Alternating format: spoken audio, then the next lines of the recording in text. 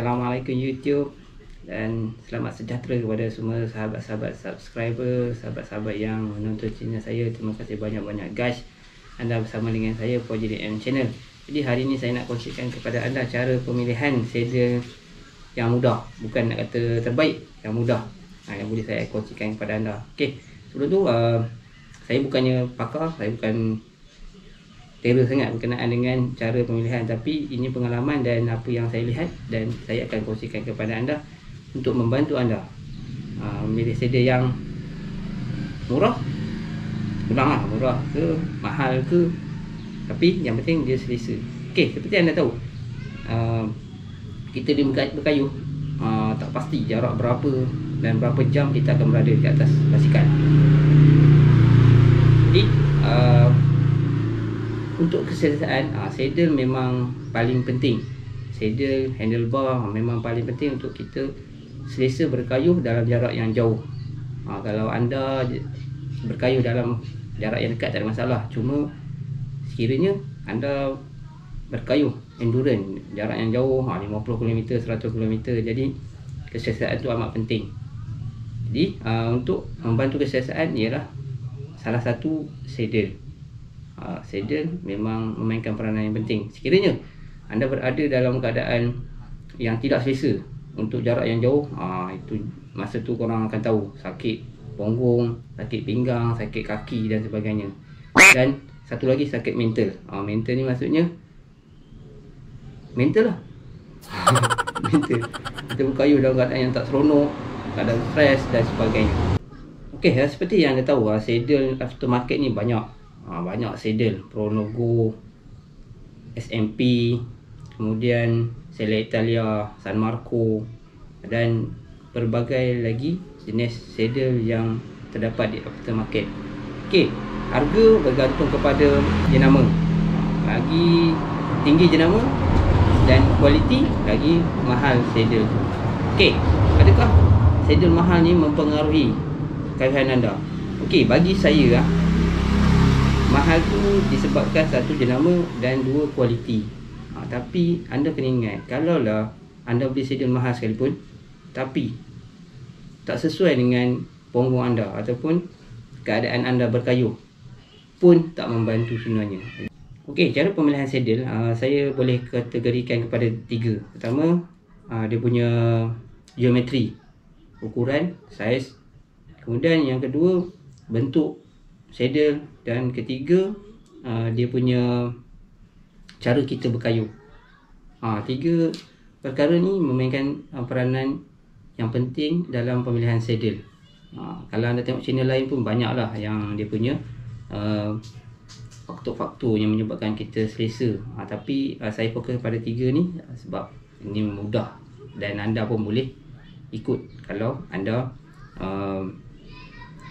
nak cari saddle dengan cara yang mudah.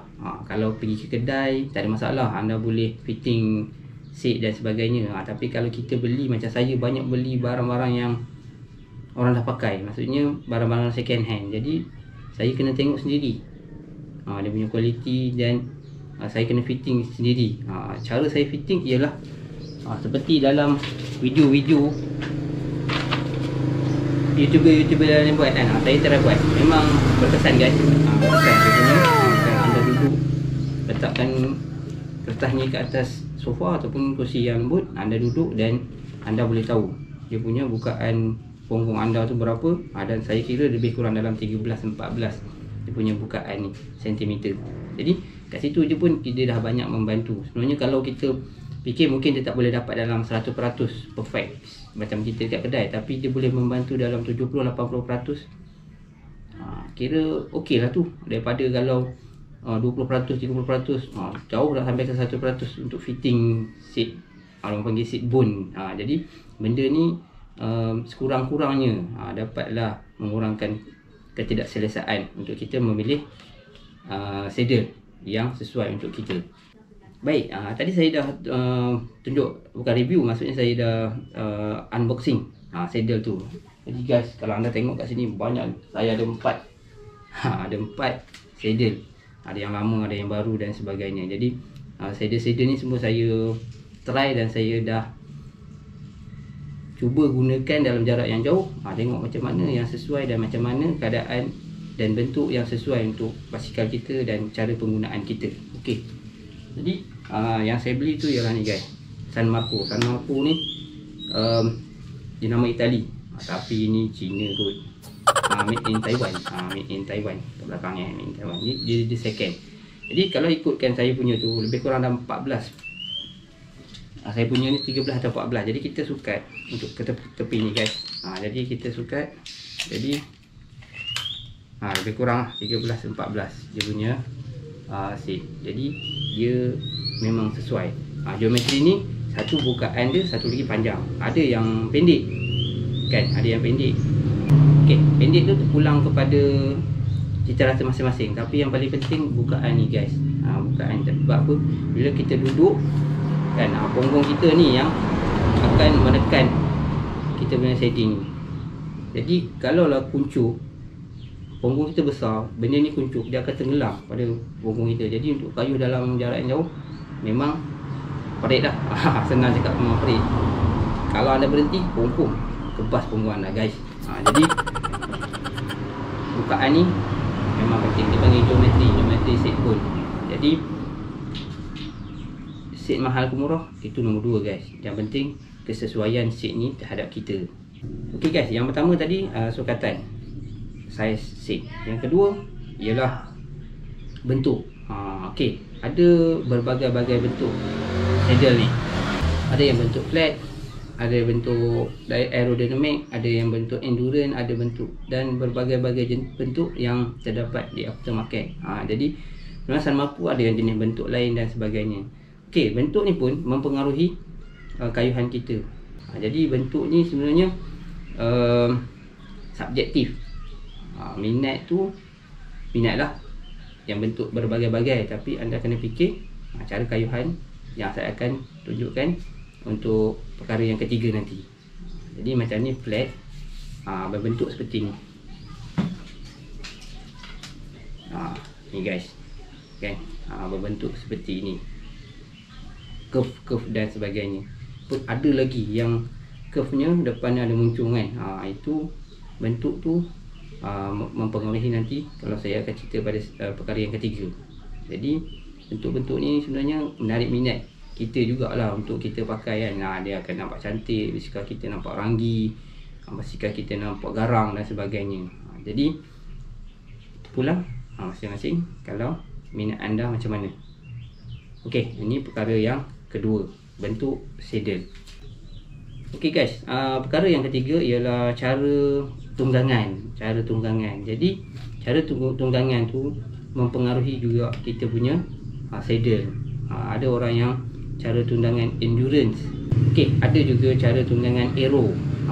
Maksudnya endurance ni tunggangan santai. Maksudnya kita berada dalam keadaan yang tegak, kita berkayuh. Itu lebih pada endurance untuk jarak jauh. Dan yang kedua ialah cara tunggangan aero. Cara tunggangan aero ni maksudnya kita lebih pada menunduk, untuk lebih aerodinamik supaya angin potong tu taklah berat untuk kita berkayuh. Kalau anda berkayuh dalam keadaan aero ni maksudnya lebih menunduk. Okey, kalau lebih menunduk, saya suggest kepada anda untuk pakai yang flat. Sebab bila menunduk, kita berada dalam keadaan yang tegak tau. Keadaan tegak, jadi kadang tu bila kita berada dalam keadaan tegak, punggung kita akan selari dengan seat ni. Jadi dia tak kurang selesa tu taklah banyak sangat. Sebab basikal saya pun saiz 50, 52. Jadi saya lebih pada tunduk untuk berkayuh. Jadi bila kita berkayuh dalam keadaan tunduk, flat adalah yang terbaik. Saddle flat. Tapi kalau anda berkayuh dalam keadaan endurance, endurance ni berkayuh dalam jarak yang jauh, suka berkayuh jauh dan bersantai, ialah paling sesuai ialah ini guys. Sebab dia bila kita duduk tegak kan, badan kita tegak macam ni, jadi punggung kita memang selesa untuk saddle yang curve. Jadi cara kayuhan tu pun amat penting untuk kita menentukan saddle mana yang terbaik. Bagi saya, betul lah YouTuber yang buat berkenaan dengan ni, memang saya rasa pun macam tu. Kalau anda berkayuh dalam keadaan tunduk, lebih kepada saya saja kepada untuk anda beli saddle yang flat. Kalau anda berkayuh dalam keadaan suka bersantai dan sebagainya, dalam keadaan tegak, endurance, anda terbaik ialah yang macam ni. Okay guys, saya rasa blog saya sampai sini saja. Itulah tadi sedikit perkongsian daripada saya pada anda untuk cara memilih saddle yang terbaik. Okay, ada 3 perkara tadi. Pertama, saiz dia, geometri seat bone tu anda kena pilih betul-betul. Kedua, dia punya bentuk, cara bentuk seat tu mempengaruhi kayuhan juga. Dan ketiga ialah cara kayuhan anda. Adakah anda lebih kepada Euro ataupun anda kepada Aero, ataupun anda lebih kepada santai, endurance.